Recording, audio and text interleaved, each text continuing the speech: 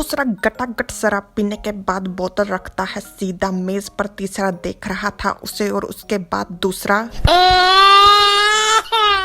हमारे बॉस इतने बदकिस्मत क्यों हैं? पहला बहुत ही समझदार है, खाने का ऑर्डर करने वाला कुछ खा चुका है और साथ में उसने पी थी सॉफ्ट ड्रिंक। वो बिल्कुल भी शराब नहीं पीता, बहुत ही समझदार है। तीसरा देता है दूसरे को टिश्यू पेपर। इतने सालों तक उन्होंने इतनी सख्त मेहनत की, इतना कुछ बर्दाश्त किया और अब उनको उनकी मेहनत का फल तक नसीब नहीं हुआ। उस हादसे के होने से पहले तो बस छोटी मोटी परेशानियां आती थी। बॉस बायो ने फिर से हमारे पियर पर हमला किया।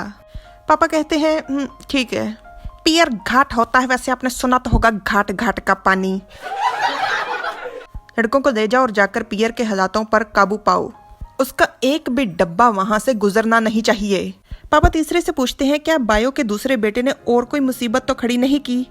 तीसरा कहता है नहीं, अभी नहीं। पापा कहते हैं फिर भी उस पर नजर रखो, मुझे नहीं लगता कि वो ये सब कुछ इतनी आसानी से होने देगा। कुछ ही समय के बाद पहले दूसरे तीसरे को पापा इन हालातों में मिले और इसी वाक्य को याद करते हुए आज शराब के नशे में दूसरा बहुत ज्यादा उदास हो रहा है। वो तो खुशकिस्मत है, बड़े भैया बहुत ही बुरी तरह से जख्मी थे। ये खुशकिस्मती थी उनकी कि वो इतनी जल्दी हॉस्पिटल पहुंच गए और अपनी चोट के कारण एकांतवास में जाने से पहले उन्होंने बायो के दूसरे बेटे की कितनी सारी दुकानें तोड़वा दी। दूसरा चिढ़कर कहता है और सारी दुनिया में से बॉस को उस हरामी के बेटे को ही क्यों अपने साथ रखना था? अगर बॉस को सच पता चल जाएगा तो उन्हें कितना दुख लगेगा। तीसरा कहता है इतना जज्बाती होने की कोई जरूरत नहीं, हमें तो अभी तक ये पता नहीं चला कि वो बायो अब तक कहाँ छुपा बैठा है, जिंदा भी है या नहीं। पर तुम हमेशा बड़े भैया की चोट के बारे में ही बात करते हो। क्या बड़े भैया इतने कमजोर हैं कि तुम्हें हर वक्त उनकी चिंता करनी पड़े? तीसरा उठकर जाते हुए दूसरे के कंधे पर हाथ रख कहता है तुम उन्हें हम सबसे बेहतर जानते हो, है ना? और दूसरा अपने आंसू पोंछते हुए कहता है मैं अभी इसी वक्त बॉस को फोन कर रहा हूँ। दूसरा लग जाता है फोन लगाने और पहले ने ग्लव्स पहनकर पूरा सफाई का ध्यान रखते हुए शुरू कर दिया है खाना तैयार करना, क्योंकि उसका ऑर्डर आ चुका है। वैसे पहले तुम जवाब तो दोगे नहीं, फिर भी हमारे मन में एक सवाल उठ रहा था, अरे भाई होटल में जाकर खुद से कौन खाना तैयार करता है? दूसरे की तरफ नजर बचाकर देखते हुए तीसरा मन में कहता है मैं इसकी ये हालत बिल्कुल नहीं देख सकता। क्या अभी मैंने कुछ ज्यादा ही बोल दिया? ब्रेकिंग न्यूज नहीं है, हम सबको पहले से ही पता है कि तीसरे के मन में दूसरे के लिए भावनाएं हैं। और ये वही समय था जब पापा पोटैटो को नीचे गिराकर उसके बाद उसको अपने पेट पर सुला रहे थे।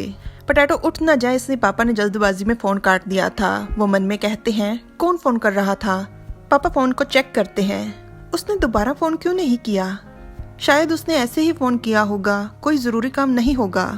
हाँ पक्का मेरे बिना ये सब कुछ संभालना उनके लिए बहुत मुश्किल हो रहा होगा।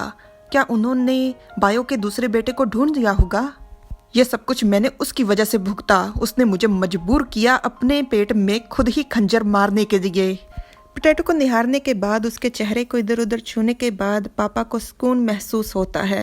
उनका थोड़ा मन शांत हो जाता है और वो अपनी आंखें बंद कर सोने की कोशिश करते हैं। खैर जो भी बात है कल सुबह बात कर लूंगा। आज की कहानी से मुझे शिक्षा मिलती है कि दुनिया में 3 तरह के लोग आम पाए जाते हैं। पहले जो सब कुछ देखते हैं, समझते हैं, जानते हैं, पहचानते हैं, मानते हैं पर दिखाते कुछ नहीं।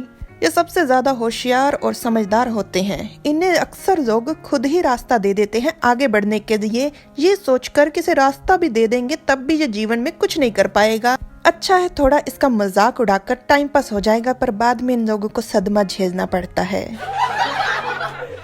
दूसरे प्रकार के लोग वो होते हैं जो बहुत ही चालाक नजर आते हैं, बहुत ही होशियार, बहुत ही एनर्जी होती है उनमें, बहुत ही आगे आगे हर चीज में आगे, पर वो अंदर से बहुत बड़े बेवकूफ होते हैं। दुनिया जहान में जिसको भी फ्री सर्विस चाहिए होती है वो इन्हीं से संपर्क करता है। इनमें केवल एक ही गुण होता है, इनका दिल बहुत अच्छा होता है, जिसका फायदा दूसरों को तो भरपूर मिलता है, खुद को नहीं। लोग अक्सर इनके रास्ते में रुकावटें पैदा करते हैं, इन्हें अपने लिए खतरा समझते हैं। भले ही ये किसी काम के नहीं होते पर लोगों की इस जलन का शिकार जरूर बनते हैं। अगर तीसरे जैसा कोई इनकी सुरक्षा ना करे तो दुनिया इन्हें बेचकर खा जाए, वो भी शरेआम। और तीसरे प्रकार के लोग होते हैं जो अपनी चादर देखकर ही पैर पसारते हैं। इन्हें आम भाषा में समझदार कहा जाता है। ये दूसरों के लिए करते हैं पर सिर्फ उतना ही जितना ये कर सकते हैं।